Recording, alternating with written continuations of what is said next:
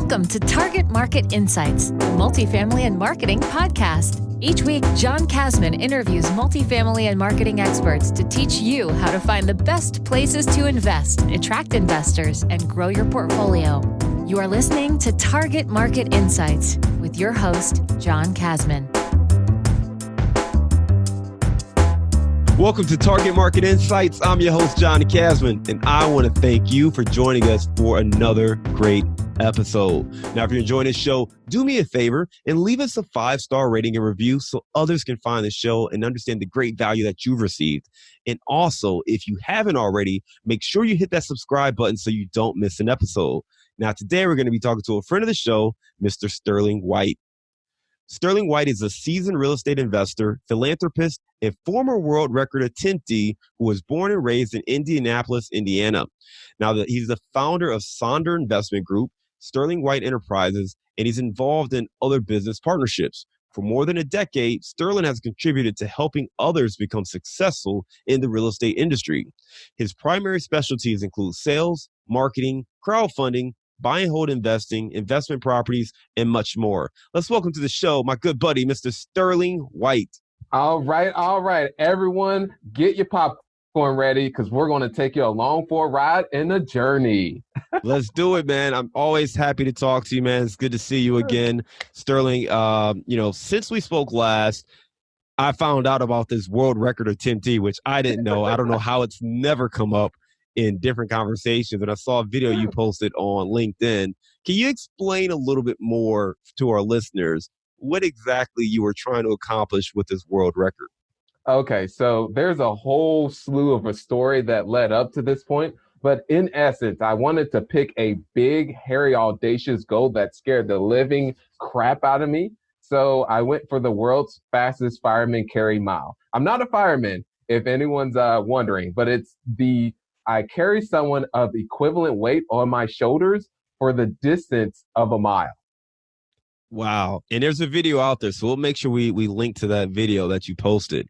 And I got to tell you, when I first saw it, I couldn't tell if this was a joke or a prank because it just didn't seem like something most people would go out there and attempt.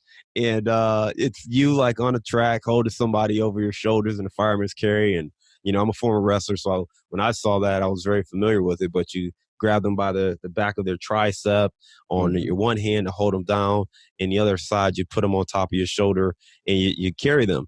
And you're going around the track trying to do this. And I couldn't tell if this thing was real or what was going on. And certainly was an interesting break in my LinkedIn feed when I saw that post. Well, that's the premise of that. In a way, the main, what happened is I trained this was about 1.5 years to actually face an injury that's still lingering a little bit and actually took me out for a while. However, decided to not use that as a crutch, use it as fuel. But fast forward to the day of the actual attempt, newscasters, friends and family all came out. And I absolutely bombed it. I dropped the person at the 800-meter mark. But at the end of the day, this was a huge unlock for me personally, that even failing at that large of a scale, which I thought was that large at that time, I was 24 years old, wasn't so bad. And then the rest was history. And that was a limiting belief for me until I had that unlock.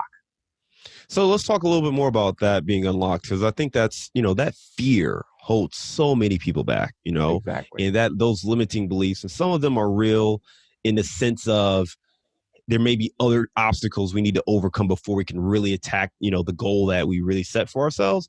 And some are in our heads, right? And in this one, you talked about failing. So I know we asked this question later, which we'll skip on this one, but we typically ask our guests, give me a failure or an apparent failure that set you up for later success. And it sounds like this one did. Can you explain how this set you up for later success in real estate? Yeah, I would say in essence, it just told me to go for it. And that even at the end of the day, I looked around after failing I dropped the person at the 800-meter mark. So, which means the attempt is over once the person touches the ground. And from that, I decided, okay, well, I was just shifting from construction to single family home investing, and I was still really figuring it out. And it was, hey, Sterling, instead of going back to a normal job, why not just go all in on entrepreneurship? I was doing it beforehand, but I would say I was not all in with actually building a business in itself. Yeah. So, and that confidence to go all in came from this attempt. It just really made you challenge yourself and recognize that, hey, even if it doesn't work, even if I fail again, there are other options, right? You can figure out Yeah, ways to take care of yourself, your family, and things like that. So, gave you kind of the ability to push forward and take those risks. exactly. Yeah. No, that's awesome, man. That's awesome. I appreciate it. See, and we started with this story that I thought was going to be kind of just a fun take, and obviously it has some real impact on the man we're talking to right now. So, Sterling, for those that don't know you, I know we initially came across each other on BiggerPockets, and you spoke at our first two events out for the Midwest Real Estate Networking Summit, and we've gotten to know each other pretty well over the last couple of years. Why don't you give our listeners just a little bit more context from the world record attemptee and fast forward, I guess, bring us up to present day as far as what you've been doing with real estate. Okay. Yeah. And those of you who have not attended the Midwest Conference, you got to check that out. It's in the Windy City. Kanye may stop by. You never know, because I know he's from Chicago, most likely. But who knows? But so, in essence, I grew up in the roughest parts of the city of Indianapolis. And just one instance, I have a fraternal twin brother, single mother. There was one time we were actually sitting my brother and I at a little picnic table. We were about 6 or 7 years old. And as soon as we get done eating dinner, we go upstairs and a bullet hole comes through the patio exactly where we were sitting. So I may not be here. He may not even be here.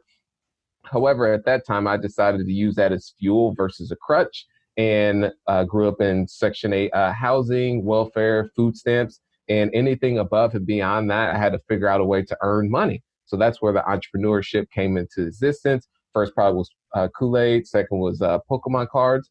And then fast forward to how I got started in real estate. This was in 2009 as a laborer. And that's why I fell in love with real estate, but not so much mixing the mortar, providing it to the bricklayers.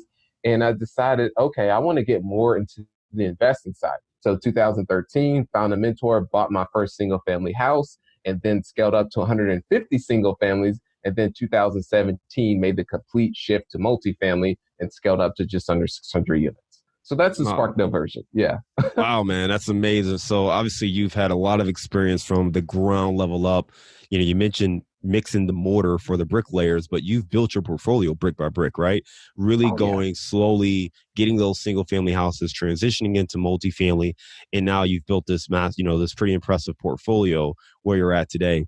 I know along the way, BiggerPockets has been a key role in you kind of expanding your brand, if you will. Can you talk to me a little about personal branding and the role BiggerPockets has played for you? Gosh, I would say if someone, especially in today's age, I believe personal branding, and you and I had talked about this, is so vitally important because it's not just about who you know, but it's about who knows you. And if you're pushing yourself out there from a content marketing standpoint. So one book that was very influential for me was Jab, Jab, Right Hook by Gary Vaynerchuk. Phenomenal book for those of you who haven't read it, but it's just strictly value based in terms of content marketing. So talking about, well, if you're just getting started, then you would more document your journey. But if you're even more experienced or seasoned, it's just about helping others through video or blogging. But in essence, I started with BiggerPockets. I was in the forums helping people, just doing experience shares. This is someone who's looking to get in Indianapolis, for instance. So I'm just giving you all like very tactical things.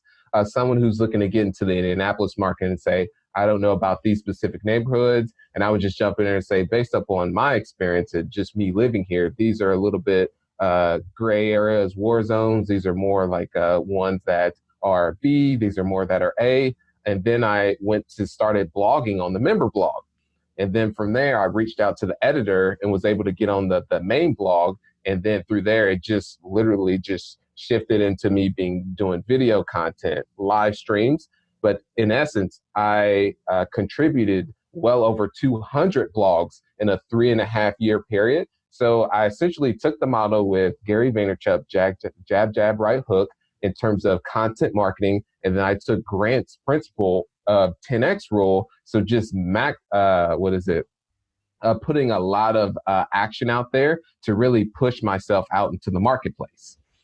Yeah, and I think too, like you mentioned, two really big time influencers when it comes to creating content, right? Gary Vaynerchuk and Grant Cardone, of course. Um, Love in them or your hate way, in your way of building your presence, right? And I think those are two great examples, right? It's creating content consistently and doing so Exactly. for a period of time, and then also figuring out ways to 10x your approach, right? And that allowed you to gain kind of that following and that audience. I want to dig in a little bit more here because I think this is really important for our listeners to understand. You know, some may look on a website or wherever and just see a name, and this name or persona becomes bigger, but it takes so much work, it's so much effort to really build your personal brand, Yeah. to get to the point where BiggerPockets is asking you to come and be a part of the main blog and be a part of Be on the the main podcast content, to be and on the podcast.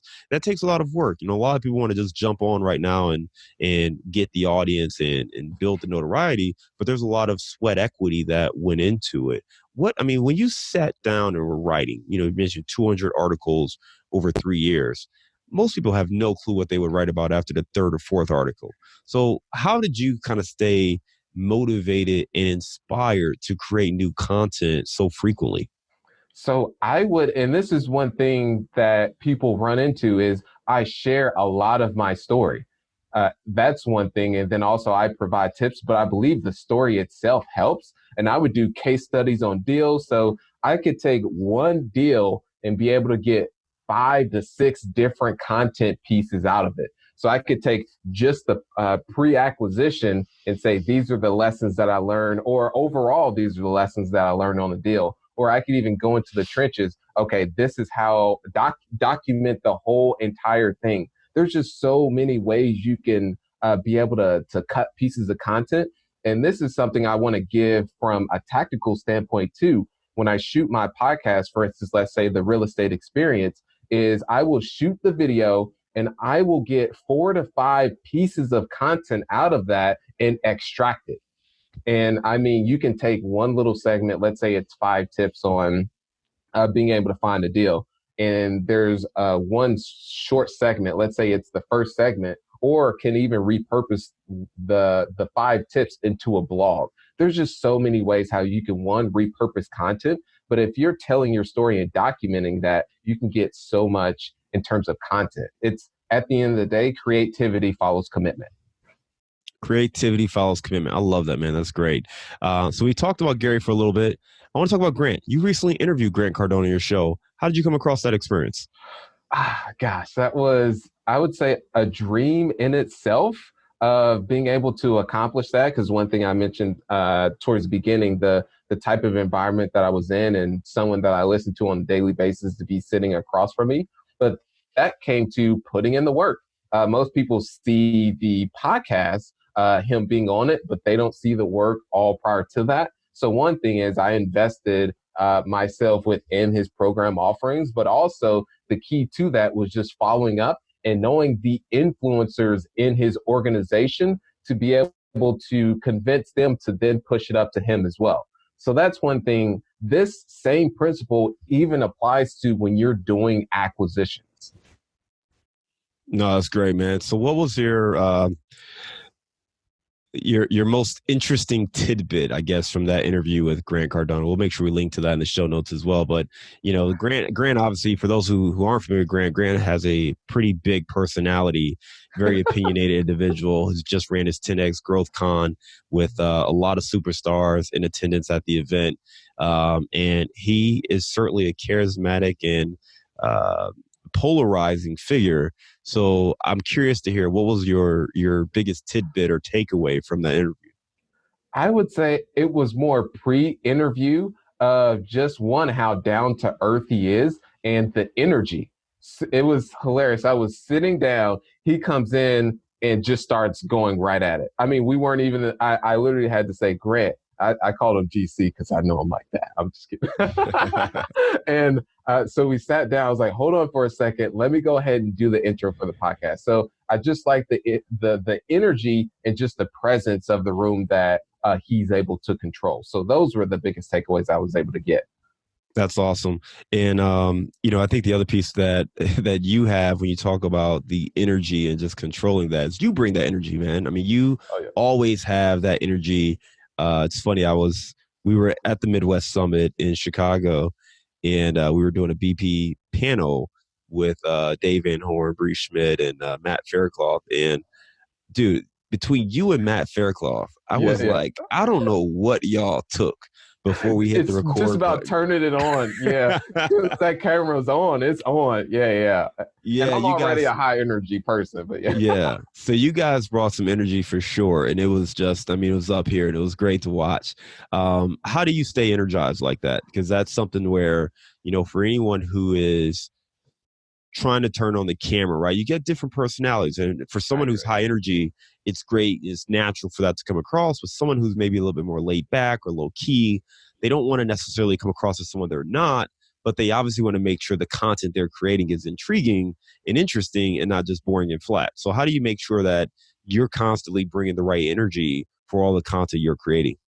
Gosh, well, for me, this ties back to the why that I have. So that's one reason is I know that to get people engaged, that I have to be entertaining too to capture them. Not so much polarizing. I do some polarizing things, but not in front of a Lamborghini or anything. I'm just generally like high energy, but I understand just to capture the person's attention that I just have to overall bring that energy to them.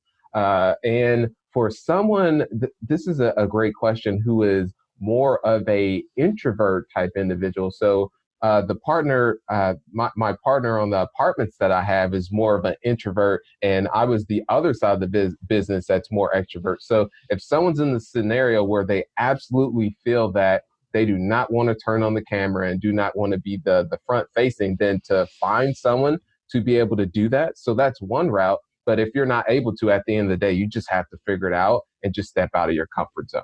But this goes down to your why. Yeah. And I think to your point, getting out of your comfort zone, understanding your why, and just doing it, right? I mean, it's Yeah. just that just comes out of it. It goes back to your initial story on failure. It's like, listen, if you're not comfortable, that's fine. It may not be the best video, but you did it. Yes, It might not be the exactly. best episode, but you did it. And that's going to make you one step closer to your real goals than coming up with an excuse not to do it. Right. So good points there. And From one big point I really want to allude to everyone is what most people do ask you do, let's say the articles, for instance, you did so much and I would want to do quantity over quality. However, the thing is, I have pushed out some content that the lighting was bad or I may have stumbled on words, but the marketplace was more engaged to that piece of content. So that's one thing I want to mention to everyone just by doing it consistently that you just never know. So that's always one thing I just really want to plug into people. I That is think subjective. yeah, it's subjective, and I also think too not to over criticize yourself. I mean, I can look back at content and stuff we did starting out. It was like, ooh, that was man Cringe worthy. Yeah. terrible. Oh my goodness, why'd you ask that question? That was an awful interview. Like, what are you doing? And you can't really beat yourself up. You kind of have to go out there, and if you're focused on the right thing, which is creating value for other people, that's the most important thing. Will other people find this valuable? Are other people looking for this information? If you're focused on that, then I think they will look past everything else. This If is it's not good meant to content, be, great yeah, this is content. not meant to be on NBC, polished, ready to go to Netflix. The point is, if I'm getting the information I need, then this is great content. I'll consume it. So with that said, I want to do one more question on personal branding. I want to transition to some of the other things you're doing right now. Um, you've been able to build this personal brand, the Sterling White experience or the real estate experience with Sterling White. And as your personal brand has grown, what challenges have you faced? Yeah, I would say the biggest challenge that I'm facing right now is one, I'm not able to do it all. So I do delegate. And the thing with delegating, meaning, let's say, for the extraction of the micro pieces of content on the podcast, that I have to learn how to let go. Because let's say the caption is posted on LinkedIn, and LinkedIn right to this day, right now, the organic reach is ridiculous. So that goes for posting video. So that's another ninja secret right now is leveraging LinkedIn because the organic is just in terms of the reach. But I would say when I have someone from my team post a piece of content of mine that they've extracted, that I've learned to let go, that maybe the caption is could be a little off in terms of the story, that they know my story, but they don't tell it the way that I do. So that's the one thing that's the slippery slope with the challenge. Yeah, that's the hard thing too with content in particular, because when you're posting on social, it's still you, right? Yeah, And exactly. I struggle with that as well, where we actually have a meeting. We go once a week, we sit down and go over the content calendar for the upcoming week. And even still, like, you get impulses, right? Or sometimes I'll sit down and I want to type something, or, I'll read something again later in a different mindset. Say, oh, that's not how I would say it. Or, so it gets tough when you're creating content. I know other folks who have a team of writers who write their stuff and push it out for them. And you got to find what works for you. But I think trying to stick to two principles works, right? So make sure that it's valuable for the end user and make sure it's authentic to you and your voice, right? I So agree. just trying to make sure that it's still a great representation, even if it's not the specific word you would have written, that is still kind of the same message that you would get across there. Yeah. Sterling, let's transition, man. I want to talk about one of the things that you do really, really well. You're great at finding deals, and I know a lot of the portfolio that you guys have built have been off market deals, really only a little bit of properties working through brokers. All And at a time, multifamily have been off market. All of there them. you go. Yeah. All multifamily off market, which is really unheard of for most multifamily investors. So talk to me about why you focus so much on off market. And I want to talk about get into some of the strategies that you employ to find these deals. Yeah, I would say when first starting out and made the shift from single family to multifamily in 2017, that was going the traditional route of going with brokers, sending over deals. This was over the several months, and it just wasn't even close to even penciling out. Even the ones that they mentioned, this is a good deal. And I was just thinking from our side that how are people paying this much for these specific properties? So from that, I decided, okay, well, I could wait on the sidelines. Maybe it's not a good time to buy, but I decided why not take more control in my own destiny and beat the brokers to the punch, essentially. There you go. So by beating them to the punch, you're going direct to seller. And Direct to what do you do? owner. They may not be a Direct owner, seller, but sorry. yeah. Yeah, Oh, yeah. yeah. Direct owner. Okay, that's great. You know what? That's a great nuance there, right? So they're not necessarily a seller right away. They're an owner. So you go direct to owner, and what do? You just pick up the phone and start calling, or what do you do next?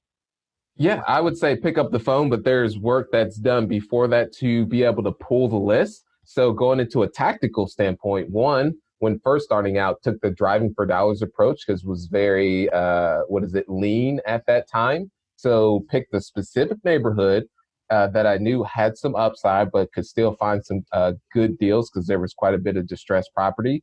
This wasn't ghetto by any means. This was just a working class setting, and then started driving the neighborhood. So found this one specific property that needed work. Of course, there was other properties that I looked at, but then pulled the public record, saw it was owned in an LLC, skip trace the LLC, so you can use your own county to find out who actually filed that LLC, and then you could take that first and last name and use something such as been verified, truepeoplesearch.com to then find their contact, and then there you go. You could pick up the phone, send mail, or what's the other? Send an email. But I pick up the phone.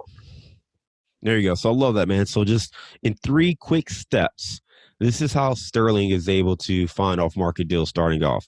First of all, picking a neighborhood and driving for dollars. Once you find a property, you can go and pull the public records and figure out who owns it. If it's in an LLC, you can then skip trace that, go into Been Verified or one of the other websites to find out the actual name and phone number of the person, and then reach out directly to that owner. I mean, what a powerful tip for anybody looking to find off market deals. If you can drive around, figure out who owns that property, and then backtrack by skip tracing to get that phone number, you can be in touch with an owner directly before the brokers are talking to them.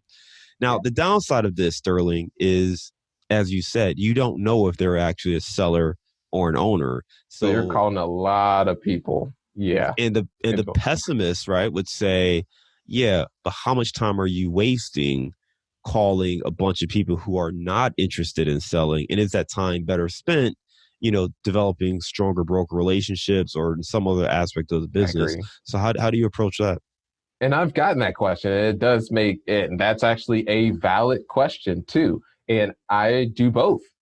And with both nurturing, I just had a broker list one of the deals that I had for sale and still nurturing that, well, two deals and still nurturing that relationship. And he just sent one deal over that I said the most we can pay for this is, it was 84 units, is close to $6 million.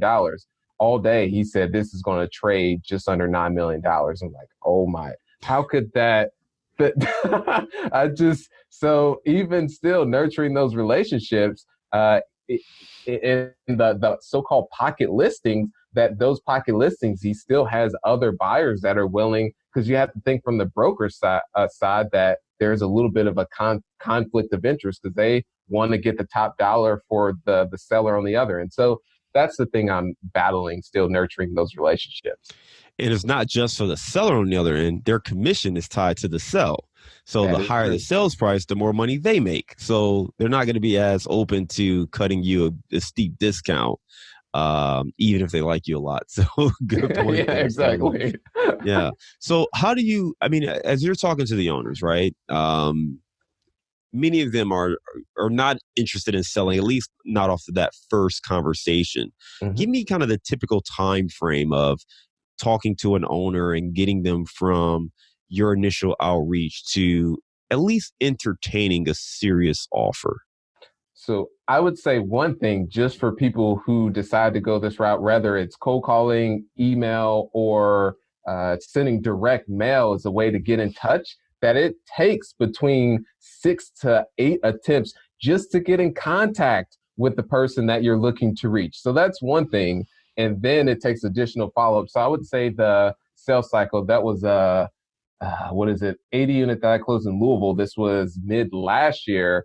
From the time of initial touch, it took to actually closing on it about 10 to 11 months. So a longer cycle, you can say. And so it took the initial touch point, I believe about the seventh time just to get in contact.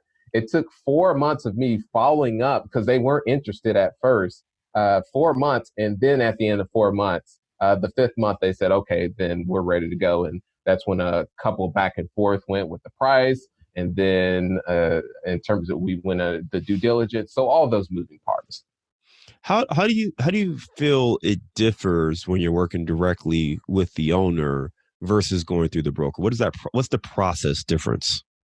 I would say the process is just more intensive one on the front end itself with making the calls. And I had to build a whole entire infrastructure to do the outbound because formerly I was doing it all myself. And you think of that, that's what brokers do on a full-time basis. So I was doing that full time, of course, with everything else I was doing with personal branding, bringing on investors. So there's that.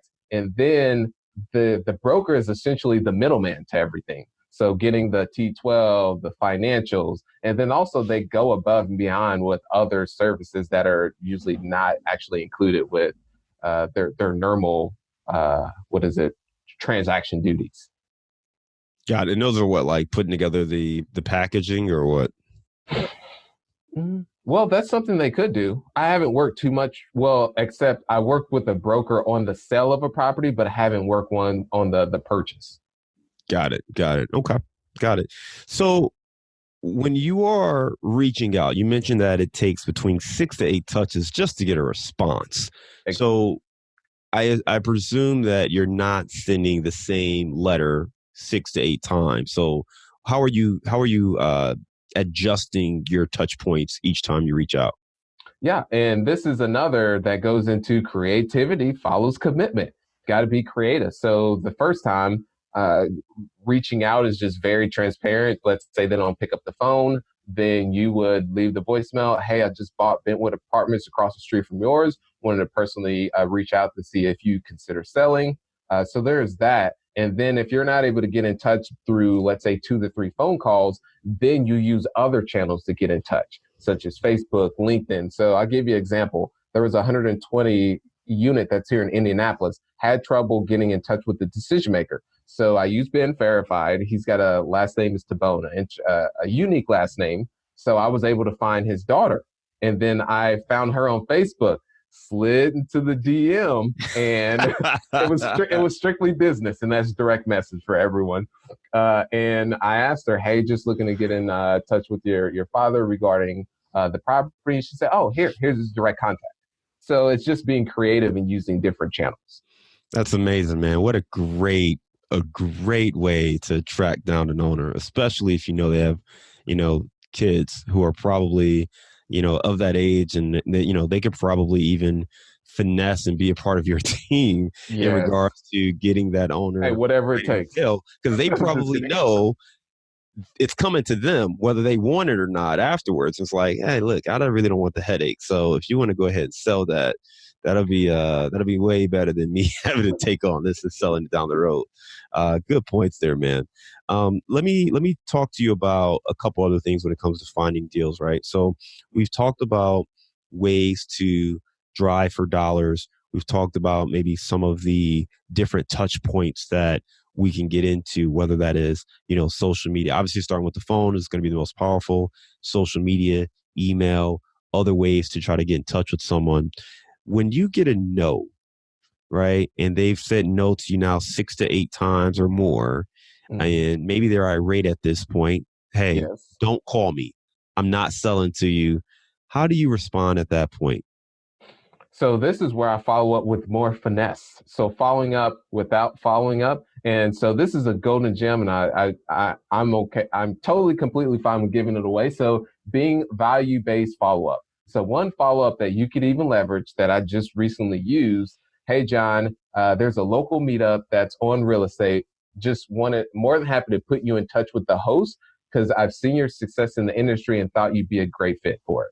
So just following up with things like that and not even mentioning about purchasing the property, because the key is at the end of the day is just staying top of mind for when that person does decide to sell. It's great points, man. I love that. You talked about following up with the value-based approach. So sometimes you have to get away from the sale of the property and actually focus on building a real relationship and creating value for them. That's a great point there. Great tips there. Sterling, I want to transition to our bullseye round. You ready? Okay, let's do it. All right. Give me the book you've recommended or gifted the most in the last year. I would say Compound Effect by Darren Hardy. All right. Give me a digital or mobile resource you recommend for your business. Is Sell or Be Sold by Grant Cardone. Is that by digital? Or I would say another one is LastPass. So LastPass digitally, if you're managing people from virtually, that's a secure way how you can share passwords versus if you let someone go, for instance, that you don't have to change all the passwords to all these different sites. So that's just a ninja way to manage things virtually. What's a daily habit that helps you stay focused on your goals? I'm glad you went into that. So right here, writing my goals down daily. That's one thing. Got it right next to me. What's one thing you know now that you wish you knew when you were starting out? The value of time, that rich people, wealthy people buy time, and that whole concept in itself makes so much sense, meaning that myself personally, I outsource grocery shopping, I outsource laundry to where one, I can devote more of that time to build the business, but also spend more time with family versus what I would consider low value. That's just me personally. I don't enjoy either of those. To each his own. What's one thing you know now that you wish you knew just 12 months ago? Oh my gosh. All right.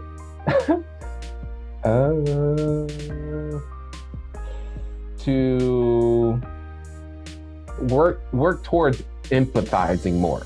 So meaning there's this thing with Kobe Bryant, rest in peace to everyone who was in that incident, that from an empathize standpoint, that I upon reflection, let's say I'm speaking to the team members, I'm more of a person that says, let's say the objective is to bring in the boat.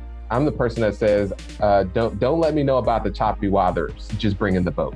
So I have to empathize more on those types of things. Got it. So learning more empathy for how the process comes together. Exactly. What's one thing you're curious about right now? I would say how my childhood and the various traumas and that's super vulnerable, me going into that. But I would say how a lot of those things has affected me, not even necessarily the traumas, but the experience I've had has shaped me to who I am now. So just further uncovering those just to become a more self-aware individual. All right, so I know that you are based in Indy. We get to see you a little bit out there. We've never really sat down and had lunch or dinner. So we had coffee. We had coffee at Starbucks, man. That's not a place to go. So I'm asking you, the next time I'm there, lunch or dinner, your favorite place to grab a bite. Okay, Fogo de Chao. No, I'm just kidding. That's have you been to Fogo de Chao before? I have in Chicago, yes. I probably wouldn't go that. I probably want to go to sleep after eating all that. But for sure, yeah, let's definitely do that, John. I would say you got to give me a good restaurant though. Yeah. Oh, I got some great restaurants. One that I for sure got some good ones. All right, you gonna tell one for our listeners? A restaurant? Yes. Oh gosh.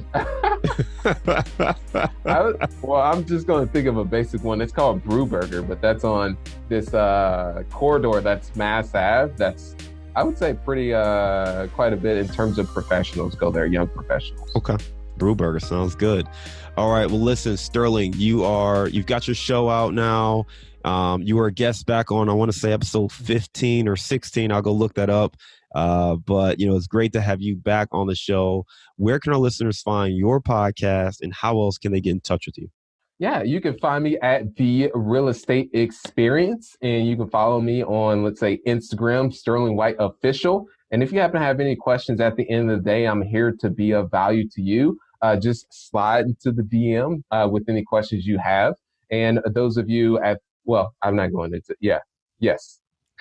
Excellent. Sterling, one last bonus question here before we cut off. When you launched the Real Estate Experience, I know that you kind of had a particular vision for the show that you were creating. After being a guest on various podcasts before launching your own, what were some of the things that you took into your launch plan that kind of maybe either surprised you or you thought really helped you launch to a great start? I would say when I did launch, and I actually got this from Rod, and it was tremendous advice. And at that time, I was like, don't tell me what to do. But it was great advice. Me just being an entrepreneur. He was just providing feedback. But what I did was when launching the podcast, I did an email blast to everyone I knew, not personalized by any means. So what I did was I went to biggerpockets.com. I've had so many people that reached out to me through the course of the years. I literally went on a one-to-one basis, strategically, and also personalized, and said, hey, because a lot of these people just reach out for insight. And I say, it would mean the world to me if you went here, rated the podcast, listened to it, and still at the end of the day, I'm here to be of value. So it was a little bit of I would say, a tad bit of a guilt trip because I provided them so much value, and I just went for that ask. And I did the same thing with email. So that was tremendous value for that. Yeah, I think that's a great piece, man. If I could go back to the launch of this show, and anyone who's launching a podcast or thinking about launching a podcast, the one thing I would say, it may feel a little shameful to go out and ask people to, rate and review. And you got to get over that, because the reality, seriously, because if you're out there and you're providing real value for people, you're like, I know you spend so much time writing those 200 plus articles and answering every single question that comes into your inbox, responding to people on various social media platforms. to ask in return for someone to leave a 5-star rating, I don't think is a big ask if they're getting real value out of it. Not at all. And I would say that, again, anyone who's launching, if you're providing that value, don't feel bad about asking for someone to support you by simply hitting a 5-star rating and review. It takes a minute, maybe 2 minutes at the most. So it's not really a big ask. So definitely make sure you do that and reach out to people in your network, in your social media platforms, in your email database, on the forums that you're a part of. Make sure you're reaching out and you're engaging. So that's a great way to grow. With that said, that was all the setup for me to tell you that's the end of this show. Make sure you leave us a 5-star rating and review if you enjoy the podcast. Hey, Sterling, great having you on and talking to you. See you again soon, man. All right. Keep crushing it, everyone. Make 2020 your year, 2021, 2022, and you get the point. So on.